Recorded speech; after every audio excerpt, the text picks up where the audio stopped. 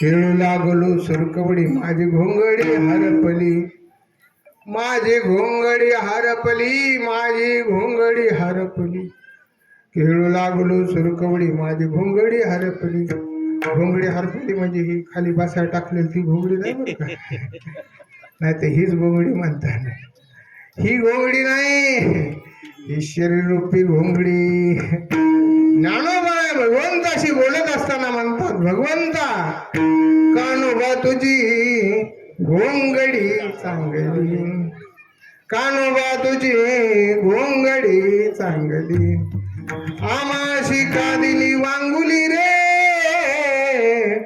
कानोबा तुझी घोंगडी चांगली. देवा तुमची घोंगडी किती सुंदर आहे. षडगुण गोंडे रत्न जडित, श्याम सुंदरा तुझ शोभली रे, कानोबा तुझी घोंगडी चांगली. 6 गुणाने अशा प्रकारचं गोंड्याने अशा प्रकारचं विभूषित झालेली षडगुण गोंडे रत्न जडित श्याम सुंदरा तुझ शोभली रे, कानोबा तुझी घोंगडी चांगली. आम्हाला रक्तरेत दुर्गंधीने, रक्तरेत दुर्गंधीने नरकमुताने भरली रे. ही नरकमुताने भरलेली, रक्त रेत नरकमुताने भरलेली ही घोंगडी बरं ही तरी आबाधित आहे का? नवठाई फाटून गेली ती त्वामाशी तिजली रे, कानोबा तुझी घोंगडी चांगली. बरं या नाशक्या तुशक्या घोंगडीचा सुद्धा आम्हाला विसर पडत का? पडतो? नाही पडत महाराज. आणि जोपर्यंत विसर पडत नाही तोपर्यंत भगवान परमात्मा आपल्याला जवळ घेत नाही. बरं म्हणून तर तुकोबाराय म्हणले, देवाचा ऐसा करी उपकार, देहाचा विसर पाणी मज तरीच हा जीव सुख पावे माझा.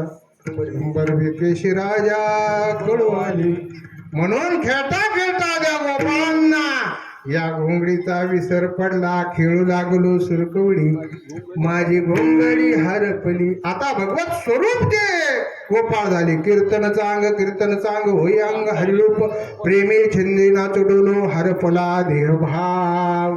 म्हणून अशा त्या खेळामध्ये भाव आहेत, म्हणून त्या खेळामध्ये आनंद होतो. अशा अनेक खेळ खेळले, गोपाळ थकले, खांदी भार पोटी भोग काय खेळायचे सुख. कृष्ण परमात्मा म्हणले मग काय करायचं? तुका म्हणे आता खेळ मोडावा परता. आणि असे दोऱ्या सगळ्यांच्या काम सारणी सकळ आले अवघे गोपाळ झाली आता वेळ म्हणती आणा शिदोऱ्या. सगळ्यांनी शिदोऱ्या आणल्या, कृष्ण परमात्म्याने एकत्रित केल्या. कमळाकार फुलासारखं त्या गोपाळांना बसवलं. बैसवूनी फेरी मडे गडिया मध्यभागी हरी, आणि कृष्ण परमात्मा मध्यभागी उभा राहिली.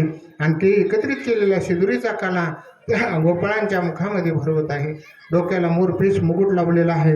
इकडं अशा प्रकारचं बासरी खोवलेली आहे. वेताची काठी अशा प्रकारची खोवलेली आहे. कृष्ण परमात्म्याच्या अंगावर घोंगडी आहे आणि त्या एकत्रित केलेल्या शिदुरीचा काला एका हातावर घेतलेला आहे. गोपाळांना त्या मुखामध्ये भरवत आहे. ज्या गोपाळाच्या मुखामध्ये भगवान कृष्ण परमात्म्याने तो काल्याचा प्रसाद घातला त्या गोपाळाने उठावं, कृष्ण परमात्म्याच्या गळ्यामध्ये पाल्याची माळ घालावी. कृष्ण परमात्म्याची गुलाबाची नाही, मोगऱ्याची नाही, पाल्याची माळ. आणि ती पाल्याची माळ सुद्धा भगवान परमात्म्याने काढून नाही. आम्ही तर पाल्याची माळ घातल्यावर कवाच फेकून दिली असती, पण कृष्ण परमात्म्याने ती पाल्याची माळ सुद्धा परिधान करून घ्यावी. वर्म दावी सोपे भाविका गोपाळा वाहे त्यांच्या पाला गळे माळा. आणि मग कृष्ण परमात्म्याला म्हणावं, देवा तुझे काल्याचा प्रसाद आम्हाला खाऊ घातलास ना, तो फार गोड झालाय. खडकी सोडी गेल्या मोठा आजचा धैगा लागू मटा. अशी सुंदर काल्याची क्रीडा अशा प्रकारचं चाललेली आहे.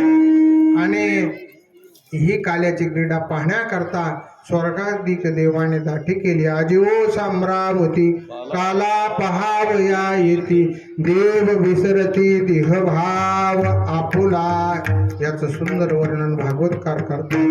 बिभ्रत येनो जठरपटी विसृंग व्यत्रेच कक्षी, वामो पाणो मसृण कबलम तत्फलानिंगलिश, तिष्ठन मध्ये स्वपरिसुर्दो हास्य येनर्भविस्वेहि, स्वर्गे लोके मिशति भुवजी, यज्ञ भुगवाल केली पुंडलिका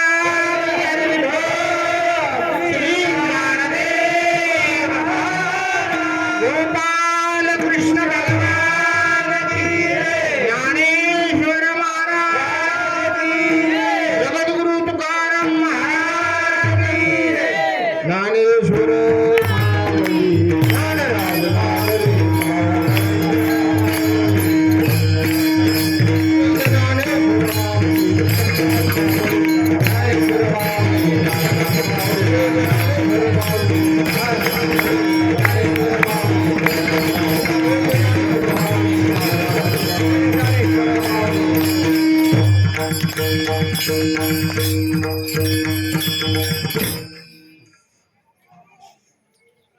तुकाराम तुकाराम तुकाराम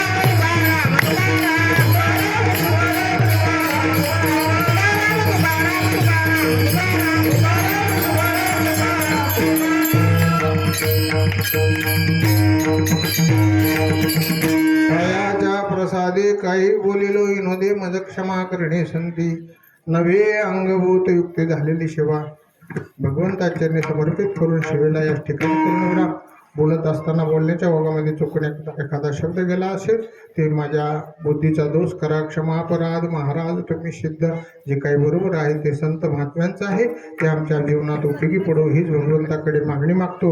आणि आज आपण फार मोठ्या निष्ठेने अशा प्रकारचं आपण मला कीर्तनाची ही सेवा अशा प्रकारची देतात त्याबद्दल अशा प्रकारचं करावं तेवढं कौतुक आहे. आणि म्हणून पुन्हा एकदा अशा प्रकारचं सर्वांचं कौतुक करतो आणि भगवान परमात्मा आपणास अशीच भक्ती घडवून घेऊ आणि ती भक्ती तुमच्या आमची वर्धिगत करू हीच भगवंताकडे मागणी मागतो आणि सेवेला पूर्ण विराम. जय विठ्ठल